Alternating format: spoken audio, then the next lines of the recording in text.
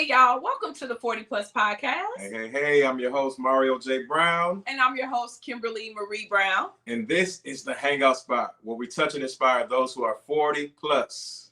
I'm so excited because we have deep and inspirational conversations on faith, family, finance, career, and relationships. Everything you need to know. 40 plus. Oh, my goodness. And today's episode is going to be like no other for season 1. When I tell you I need this episode, absolutely. Today we have Desi O and Mark Jefferson. They are our fitness, life, coaches, health, experts. Yeah, health and wellness. That's everything we talk about today. Oh, I'm so excited about this. Mm-hmm.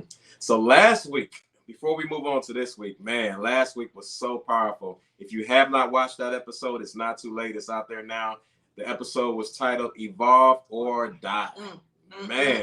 It was so many good tools and jewels and just topics that everyone needs. It applies to so many.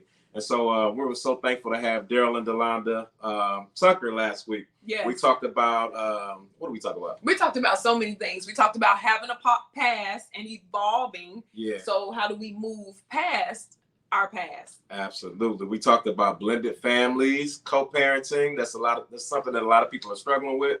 And so we had some really, really good conversations surrounding that as well. Mm-hmm. Yeah. Healthy relationships. Absolutely. How do we bring in healthy relationships in our life for 40 plus? Yeah. And for those of us that have children over 21, you know that can be a challenge sometimes. Exactly. So just even staying connected to adult children and just continuing to be a light and help raise them as well. So yeah, really, really good stuff, y'all. Really good stuff. But today, without further ado, who we want to bring up first? Man, we want to bring up Mark Jefferson, Mark the fitness extraordinaire from the Midwest. What's going on, sir? Blessings, man. How you feeling? You know, I'm feeling pretty well, but I thought this was the 40 and under podcast. I might be on the wrong podcast right now. Oh, no. But you just look 40 and under. Dang, man. No, I'm feeling blessed. Good genes. Man, we're honored to have you. We appreciate your time. We know you're going to give us something that is absolutely valuable and something we need. And we also want to invite our other guests. We got another guest to join you today. The other guest, which is great. We have a male voice. We have a female voice. You guys are going to bring us so much information and such different outlooks. Let's bring up Desi O. Let's go. What's going on? Hello. How you feeling? I'm good. Feeling blessed on this Sunday morning. So. Yeah, that's right. Thank you guys so much. The audience does not know, or the listeners, viewers, wherever they are streaming or getting this podcast, they don't know that we really had to fight to make sure that we got you guys on. You are so busy. You have families. You coach. You juggle multiple businesses to create multiple streams of income. And so just thank you so much for giving us this time, your early Sunday morning, for us to get you on here and to talk to our audience. So thank you guys so much. Appreciate it. No problem. You're welcome. Salute. So our topics, our topics today. So guys, we're covering a lot. Health in America, maintaining healthy weight, healthy food choices, diets, working out, all of that. But let's start at the beginning. Health in America. What is our life like in America? If you guys can just give us an overview. I guess I'll start with you, Mark. You are in the gym. You're training people from young to women to men, all different ages. What are some of the things that people are coming in and just really crying out to you about their lifestyle that's not working for them? It's funny you asked that question because I actually just made a post on Facebook 2 days ago, and it said 73% of Americans are overweight, and 1 out of 3 Americans are overweight. I just happened to look up that statistic, and I was like blown away by that number. But one of the biggest things that people come to the gym with me about is obviously they want to lose weight. But the funny part is how quick they want to lose the weight. You know, it took you years to gain the weight, but you want to lose the weight in 2 months, and that's just impossible. So, but I think that we live in a world right now where people, they understand that they want better for themselves, but they also want it quick. they don't want to work and put in the work that it actually takes to maintain a longer, healthy, active lifestyle. So Yes. that's like one of the common trends that I see. Yes. And Mark, you've been a fitness trainer. Give us an overview for how many years now? Next year will actually be 5 years that I've actually been a trainer. I've been tiptoeing in and out of fitness my entire life, but as far as being very consistent with it and walking into the role as a trainer, next year will be 5 years. 5 years. Yeah. So I have a question. You said 73%. That is a high percentage, considering. So when you compare us to other countries, where do we fall? Are we on the higher side, or is that kind of like what's the average? I honestly don't know what the percentage is, but I think that's a very good question, because I always hear all the time that Americans are the fattest culture. That's just what they say. I don't know how true that is, but I honestly would not be shocked based off of, just the way that we live our lives. Like, we are the hardest working country. We tend to have what in corporate America, we're the country that has the least amount of PTO days, and a lot of countries, they're working 3 or 4 days a week. We're working 2 sometimes. Sometimes we get 2 days off a week. Sometimes even 1, sometimes none at all. And then it also comes down to all the processed foods that are in America. A lot of other countries, they don't have a lot of the processed foods that we have. And so, all that kind of plays a role. It's so much deeper than just what we eat, but it's really about how we are treating our lives overall. Yes. I want to jump to Desi. Desi, you're in education. You've had a background for so many years, and you can tell our audience in PE and fitness within the school system. What do you see with our American children, things that are affecting their fitness and their lifestyle journey in the education system? Well, what I'm seeing and, look out at is, our children struggle big time with obesity. We are pushing for our adolescents. that's your, up to 15, 16 years old. But even with our kids that are like 17, 19, like we're pushing almost 40% of children obesity, like for the US. So that's 40% of our children, like nationwide. So, whoa. And it's just crazy. But I think it's the learned habits. Everyone, like Mark was saying, our life is so fast paced, and, we have little time, to ourselves. So everything is, what can I eat the fastest, and get my hands on, and what's so readily available is a bunch of junk food. So, kids eating chips and drinking soda, or, just, I'm going to go, let's hit McDonald's because we don't have time to, make dinner because of sports. I know I've been guilty of it too. I got a 14-year-old son who plays football. So sometimes between his schedule and my schedule, we're so busy. So it's like, what do we do for dinner? Let's hit Subway. I try to pick the healthier choices, but sometimes it's hard. And when you eat that, not just once, but 4 or 5 times a week, it adds up if you're not doing anything. And our kids so much today want to be in front of that video game, in front of the TV. So, those that play sports are dedicated. And I think that's thanks to all the coaching staff that's, have come in their life, that they've distilled that, like, in them, that hard work and ethic, and, to do good. And then hopefully later on in college, I know for me, that's how it was. I've played sports all my life, and, all the way through college. So, so really hitting on that. But I think with our children, it's taking the time for them just to get them to eat right, or make those healthier decisions. I have conversations with my kids all the time. They want to come in with energy drinks, and I'm like, those aren't allowed in my classroom. That's good. And then we have a conversation. Well, why? Well, why do you think? So, that's good. That's really good. The next topic, I have a lot of questions on. You want to start with? I just had some thoughts as you were talking, Desi. Just thinking about those of us. Of course, this is the 40 Plus podcast, and just how much does parents play a role in our children's obesity, and how do we change that? If our kids, if we haven't done well at this point, what's the best route to take to try to correct, the mistakes that we made? I mean, honestly, for me, like I said, I've been guilty of it, but I've started making smaller changes, and those smaller changes, thankfully, have led into bigger changes. So, with my coaching schedule that I had at one point, and then my son's football schedule, I mean, we literally were on the go so much that fast food was pretty much a nightly thing for dinner.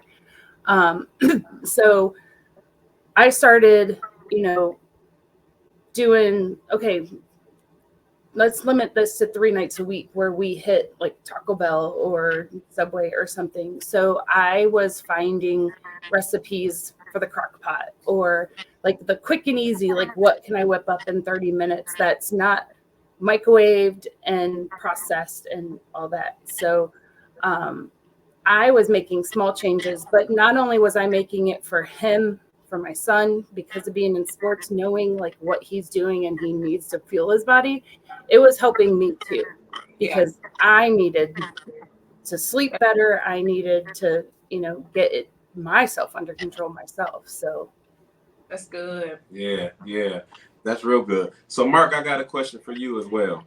So because health in America, like you said, the percentage is very high, do you find that it's easy to find clients? Shouldn't people be running to you for assistance and help? And so where are we with that? Do you find is your phone ringing off the hook right now?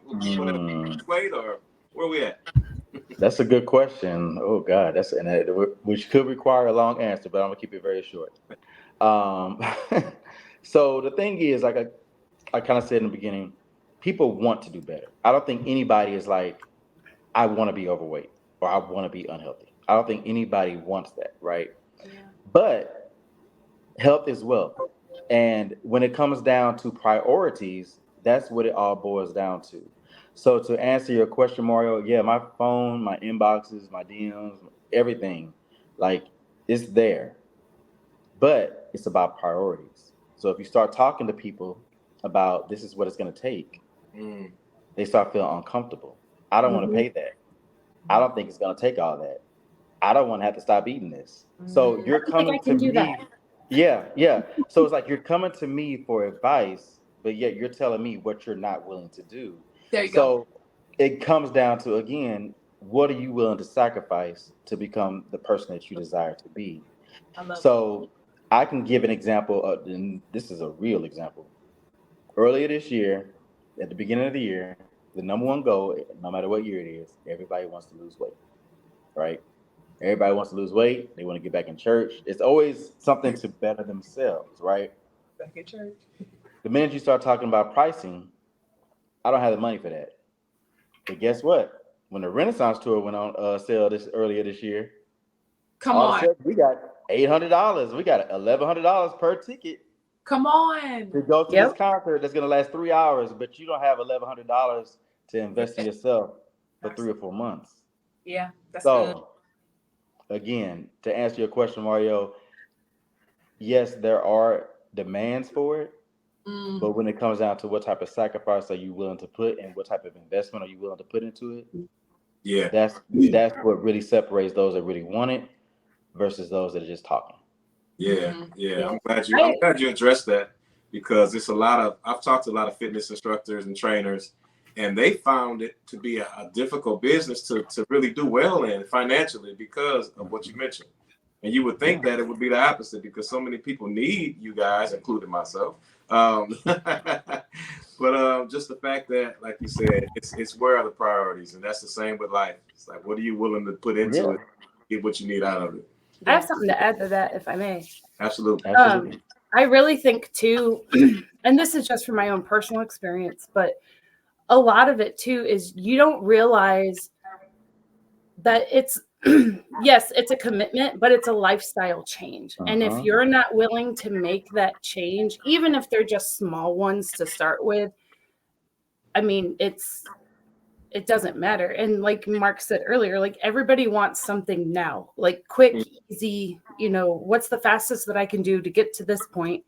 And unfortunately, life is not that way. It's not like looking for the fastest, quickest thing. It's changes. Like you have to literally change your lifestyle, your way of thinking, the things that you do in order to, get to those targets and those goals. Good. Let's hashtag change my lifestyle. Hashtag change my lifestyle. We don't have to wait till January to make a conscious decision for those that are 40 plus to make this change. One of the things that I admire, and it's a specific reason why we wanted Mark and Desiree on here, is because they have committed to a lifetime of healthy living. Both of them have been up and down in weight in different seasons. Mark has a career. Both of them have a career. Desiree's is in education. Mark is actually in the gym. Desiree's background since college, since high school, has been nothing but sports and fitness and changing her body and eating healthy. But as a mother, her weight has went up and down. After surgeries, her weight has went up and down. She's had to go back in and be dedicated. Mark has moved, has traveled. He has a great full life with friends and family and good food. But every time he gets off, he commits to getting right back on. And he's been able to share his journey on social media and show us even his body when it changes from all of these ripped six-pack to something that he's not proud of and how he'll go back in. So definitely hashtag that and let us know, guys, if you want to commit to getting in the gym. You can contact either one of them, especially Mark. He's in the gym now, and we can sign him now. We don't have to wait till January. Absolutely. Absolutely. So the next topic we were talking about is maintaining. And so understanding what it takes to, make these lifestyle changes. How do you then maintain those changes? Like, especially with 40 plus, like we deal with, oh man, I didn't even expect to kind of go here, but even with the mental stress and the different things that, we may face at this age, you know what I'm saying? Some of us deal with, man, I'm here and I thought I would be further along than I am now. And easily that can distract you from what should be a priority, which is your body, which is your wealth, health as well. And so how do you maintain a healthy weight? And what is a healthy weight? Because I also learned that just because on the outside you may look healthy, that doesn't mean you are healthy. So anybody, either one of you can take that or both. Desiree, I'll let you go first. Okay. Honestly, it really is, making that decision and sticking with it. I mean, just here in this last year, I had hip surgery last December, so I wasn't able to work out for, quite a long time. I tried to keep myself active, meaning like getting on a stationary bike or walking as much as I could. But even when that became an issue, then it became, okay, I need to really watch what I'm eating. I need to watch my diet. When I was finally released and was able to work out after hip surgery, it's no lie, I think I started 5 different times to be like, okay, I'm going to get back into this routine. I'm going to start, hitting the gym. And it really just boiled down to, this is what I want to do for me. I'm not doing it for anyone else. Like, I want to feel healthy. I want to be able to, move around and not, be miserable, or want to be able to keep up with my son when he's out and about and running around, and, or even when my kids, like, let's go play softball outside for PE. Okay, let me run with you. Like, so it's really, for me personally, it's been making that decision and sticking with it. And even if you, stop 100 times, like, just knowing that you're starting over again is something. So just sticking with it as much as get a support system too. That's been a big thing for me. I have someone that, we check in a couple of times a week with each other if we're not actually physically with each other, like working out together. So that's been a really big thing too. And just know that you can do it. It takes time. It really does. That's good. What you got, Mark?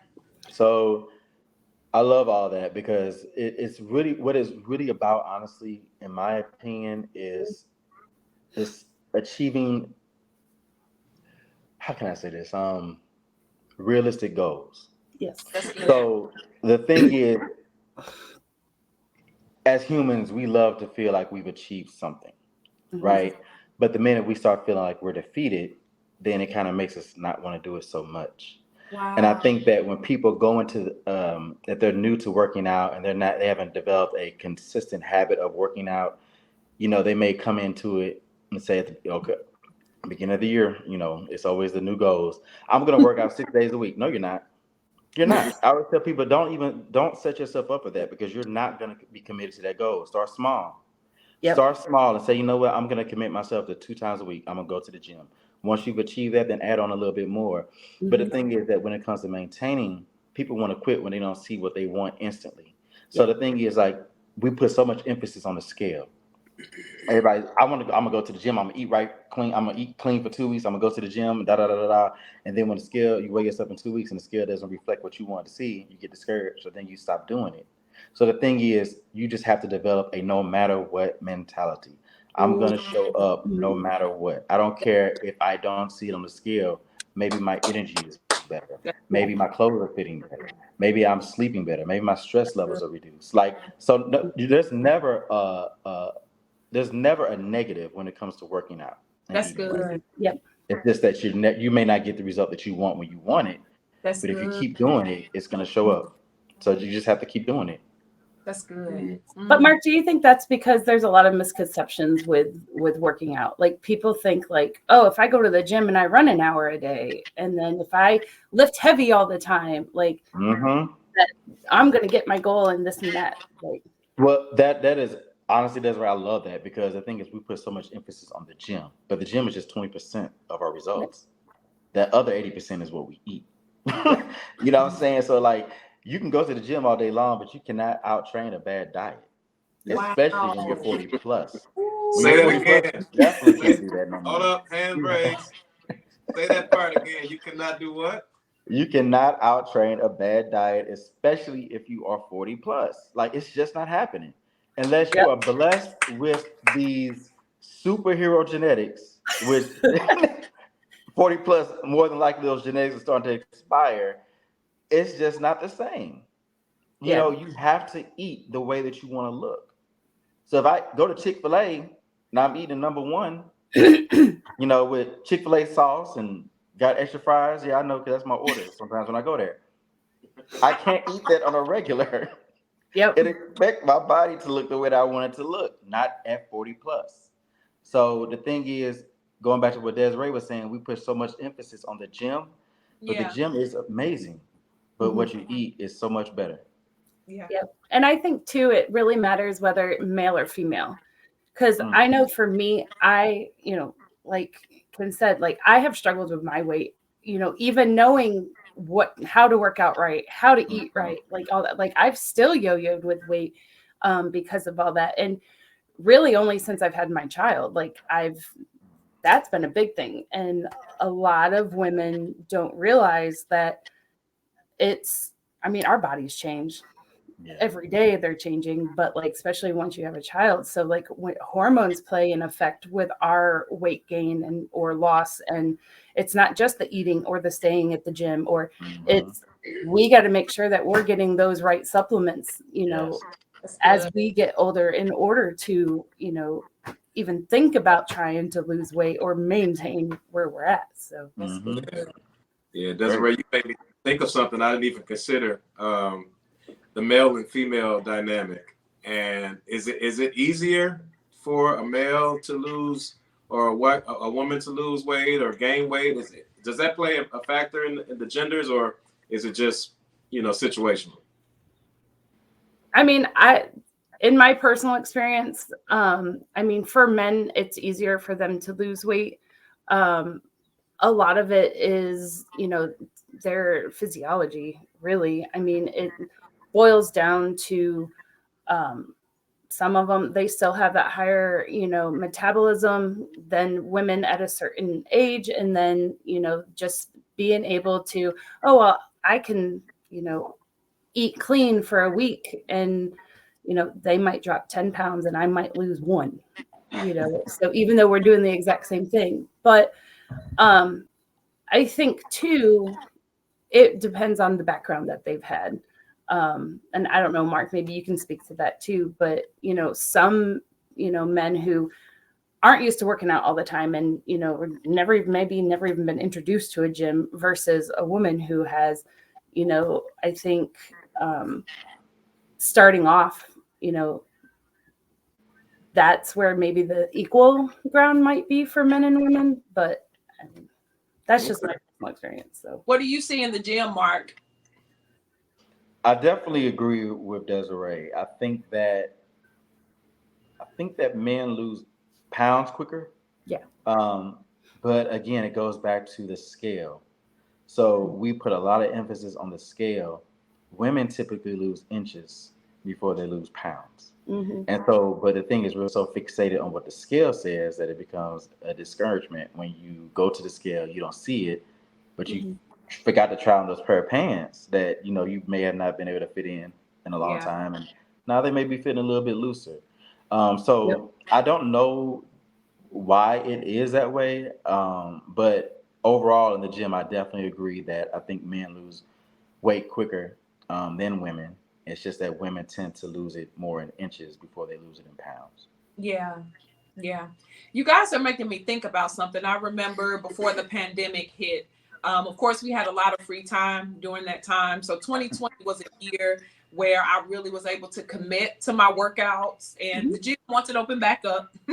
And so it was a lot of working out for me 2019 and 2020, about 4 to 5 days a week. And even though my weight has been able to stay in a certain range most of my life just because of genes, I did find that the aches and the pains and my bones and just everything just felt so much better as I was moving around and doing different things, still having children. So now that I'm not going as much and I'm not really making sure that I have my morning walk or my evening walk with my dog, or just little simple things, when my physical activity changes, I can literally feel it in my bones, and there's aches and pains when I get up in the morning that wasn't there. I'll ask you, Mark, can you speak to that for those of us who are 40 plus, who are really kind of getting discouraged because the bones and the flexibility, and there's all of these aches and pains that are even discouraging us from wanting to walk or get in the gym? Speak to that so that we can be confident and know that we too can do this, even though we're not our younger selves. Yeah. So I'm gonna have a very honest conversation, right? Can I have honest conversation? Okay. Yes, please. So in 2020, I turned 40. My birthday, May 15th. And so there was nothing to do. And so I was just in the house. I couldn't lift weights the way that I wanted to because I'm used to being in the gym. So that, for me, walking around the neighborhood, that's boring to me, so there was nothing to do. So I became, I'm not going to say inactive, but just not as active as I was. And obviously, I think we all were eating whatever we wanted to eat during the pandemic, right? Mm-hmm. So I remember the day after I turned 40, I got out of bed and I felt a knee pain that I never felt. It was raining outside. I was like, I know you're joking.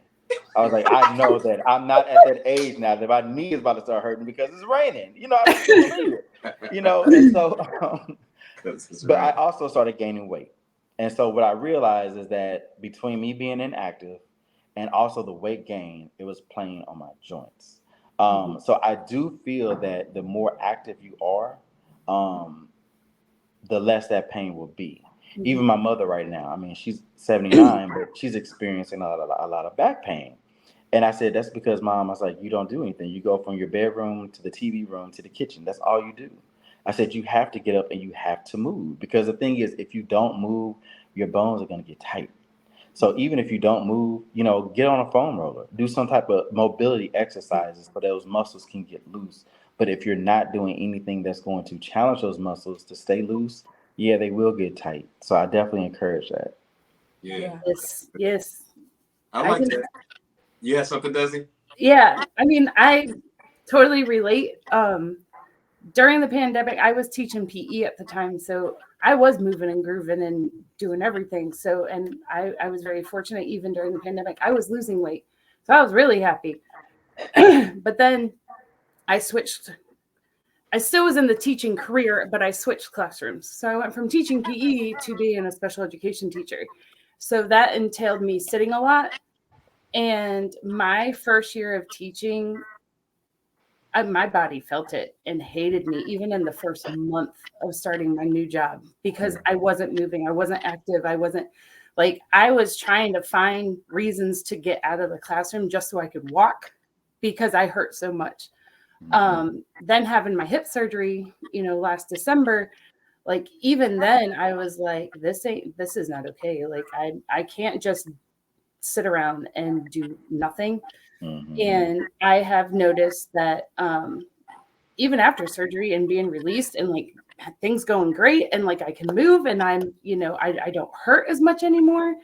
But then the minute I like got on one of those, like slacked a little bit. I mean, even after just a week, I'm like, ooh, yeah, no, my hip hurts, my back hurts, my knee hurts, my shoulder hurts.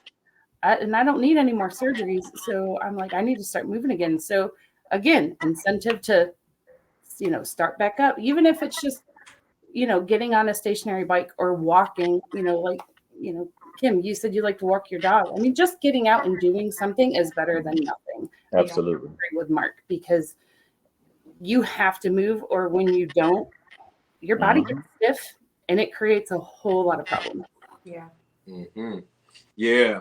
And so I was just thinking about, us that are over 40. Sometimes we have busy lifestyles, especially those of us with children and work and everything else. Yeah. So just finding the time to work out. How do we help someone who's struggling with finding time, consistently to work out? So what would you tell them? How do they get it in at some point in the day and at the smallest bit, that would be helpful? Mark? I mean, okay. Sorry about that. Go ahead, Desi.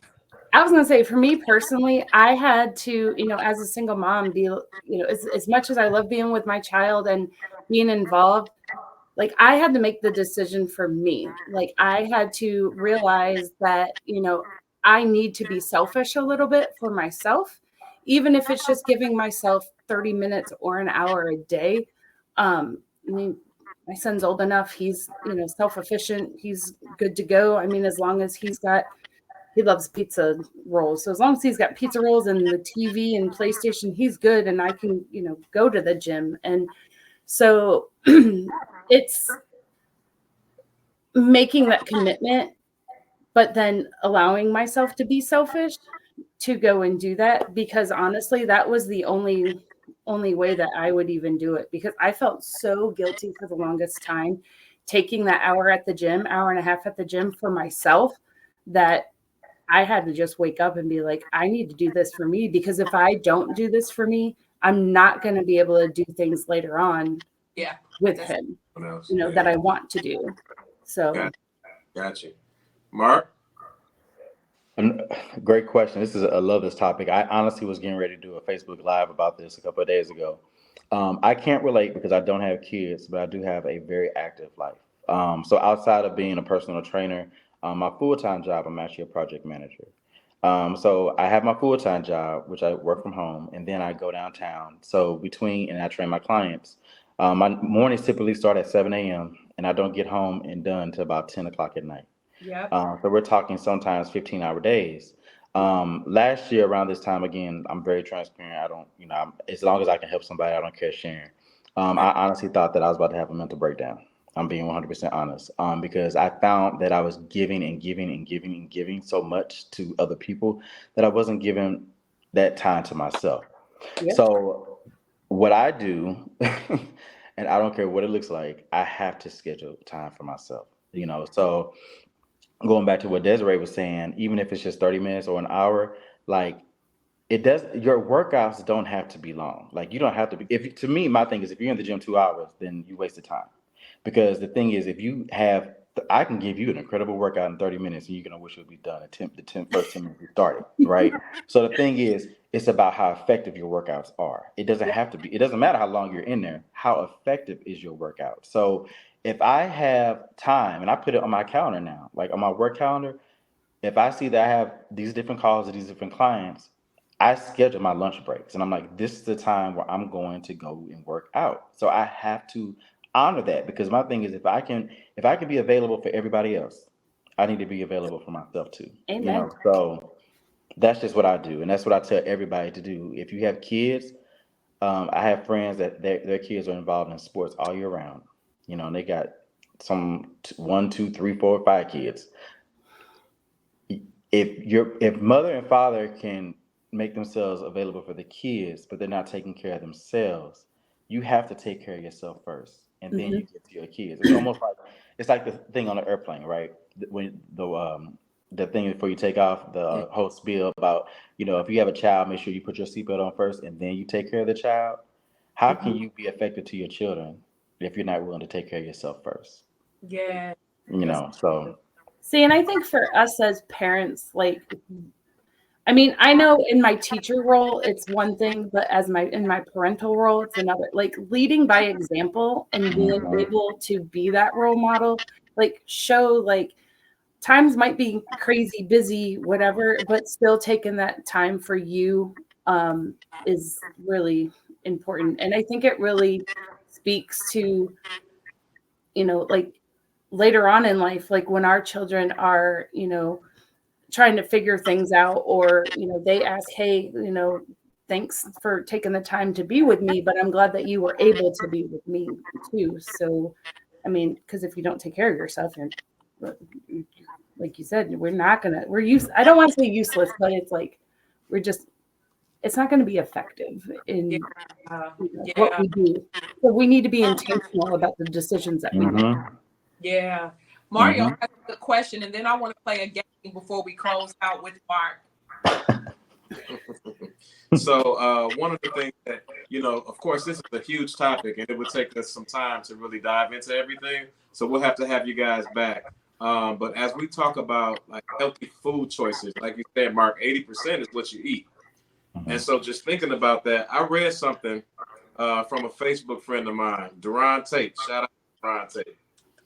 What he said was, I went from eating pizza, pasta, burgers, etc., having a few drinks, and still having plenty of energy all summer long. October hits, and since Monday, it's been salads, fruits, smoothies, etc., drinking nothing but water and very little Gatorade, and now I feel drained. These 6 days have been killing me. Basically, he's had no meat, no bread, no junk food, no alcohol. He says maybe my body is designed to eat horrible and perform great.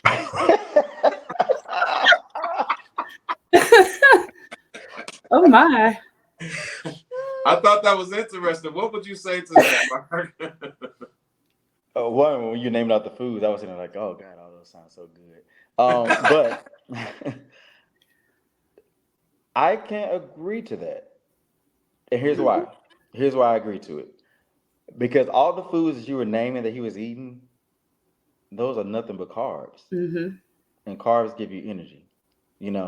So if you're eating nothing but carbs, yeah, you probably are going to have energy. But if you're going from eating all those carbs to eating salads and things like that, they are carbs. Salads are carbs, but they're light carbs. You know what I'm saying? So it's yeah, I don't know. I see what he's saying, but I definitely wouldn't contribute that. It's just that his body is more so getting used to eating healthier food. So it's going to take a minute, to adapt to that, especially if you're going from having a very high carb diet to a very low carb diet. It sounds like, I can't remember your guy's name, but he just needs to understand the fundamentals of diet, what's a proper diet and what works for him, because neither one of them are good. I'm gonna be honest with you. Either way it goes, it's not a good, it's not gonna be beneficial. So he just needs to honestly talk to someone that's gonna help him find a diet or not even a diet, but just more so foods that are gonna work best for him. Yeah. I agree. Because with all the fad diets out there, sometimes what works for one person doesn't work for someone else. Like for me and my fiance, keto works for him amazingly. He can do keto like no other. I tried to do keto and I'm miserable. Now do I eat the greatest? No, but I can tell you I eat better than I did even 3 months ago or even 3 years ago. So for me, it was finding the balance, like Mark said, like my balance of foods of like what proteins can I eat versus what carbs and what type of carbs and stuff like that to keep me going, but still be happy with myself, not angry at the world, and, being able to still function and do what I need to do in life. So. That's good. If you guys are interested in doing something, question Mark, do you do online training? I don't do online training at the moment, but that's definitely something I'm looking to venture into in the future. Well, we're supporting. We're going to be your cheerleader, so you can do online training. If you guys do need advice for the 40 Plus podcast on nutrition, food, diets, and different things like that, we'll definitely make sure we get some resources and we can put it in this broadcast so you guys can start that research. And again, just start early. As we wrap up, so excited to have you guys. This has been good. We'll definitely have to come back in sometime around the new year. Mark, just give us a quick overview of, if I was to come to you and I'm your new client, what are some of the things that you ask me or a new client when they first come in as you get to know them, kind of help them with food and fitness? What are some things that you ask? What does that process look like? Honestly, the first question I ask new clients are you coachable? Because you can't come into an atmosphere expecting to be coached if you're not going to be willing to listen and adapt those changes that your coaches are telling you to do. Secondly, I ask them what's your experience in physical fitness? How often are you working out? Do you lift weights, et cetera, et cetera? How many times a day are you eating? Because again, it's not just about the gym; it's also about the nutrition as well. And it's even deeper than that. How much water are you drinking? How much sleep are you getting? How many days a week are you going to be committed to working out? So it's really honestly about me really getting to know what their lifestyle is like and then building their program based off of that and what their goals are. That's good. That's good. I'm enjoying this. I'm going to do some research. I need to write some stuff down, plan some things. I definitely want to have a lifestyle of being healthy and not waiting to January to feel like that's something I need to do. And I don't want to interject, but I know that right now, like, we're approaching holiday season, right? This is because right now, we got Halloween coming up, and after Halloween, then we got Thanksgiving coming up, and then after Thanksgiving, people typically say, "I'll just wait till the New Year." Yeah. And then they come back and they're like, "I done gained 15 pounds in 3 months." Like, don't do it.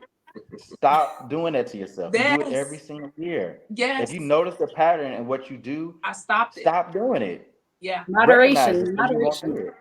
Absolutely. Moderation is the key, and preparation. Moderation and preparation. You are so right, cousin. As we wrap up, I used to do that every year. I would just allow myself to eat as much as I wanted to Thanksgiving, Christmas, and then I always had to lose 10 or 15 pounds. But I said, instead of doing that, why don't I just make sure that I still eat healthy or just normal on the holiday? I mean, I would literally eat as much as I wanted to, thinking that I wasn't going to gain it. Every just because it's there doesn't mean we have to eat it. Yes. Anything you want to close out? This has been good. Oh yeah, that was the game. Okay, all right. That was the game. If I was a new client, what would he ask me? And I thought those were great questions. So everybody can consider that if they're asking themselves those questions. Yeah.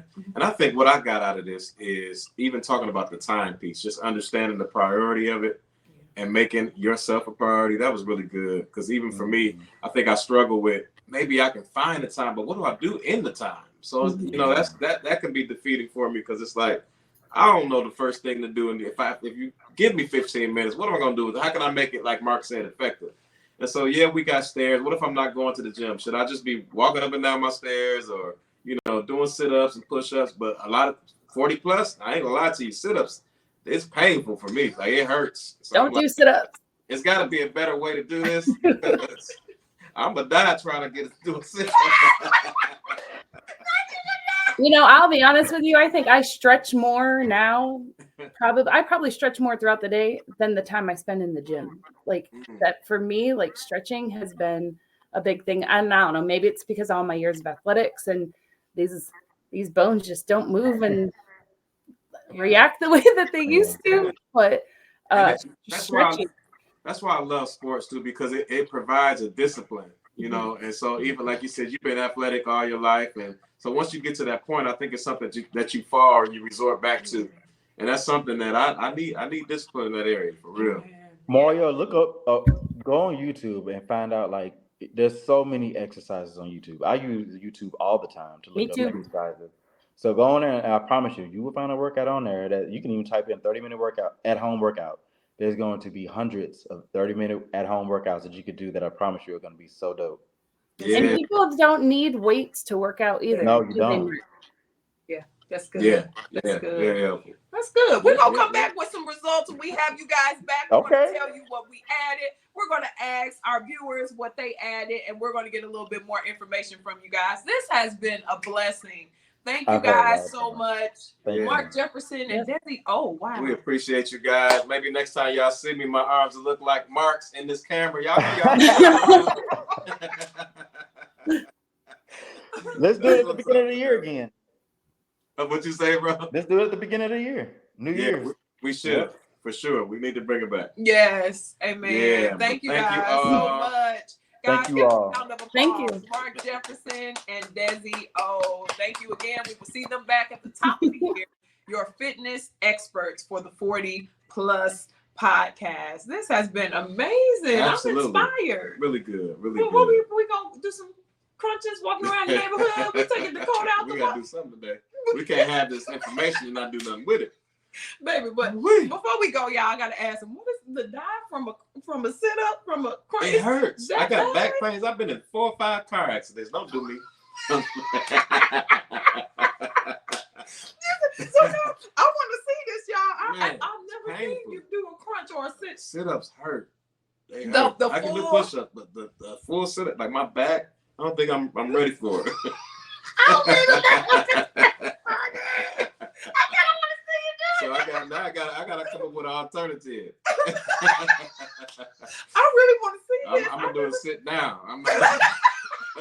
Okay, y'all, we gotta go. This has been good. He's about to start clowning and sit down. And so if I have some videos out there floating around on social media of MJB and his workouts, this is about to be hilarious.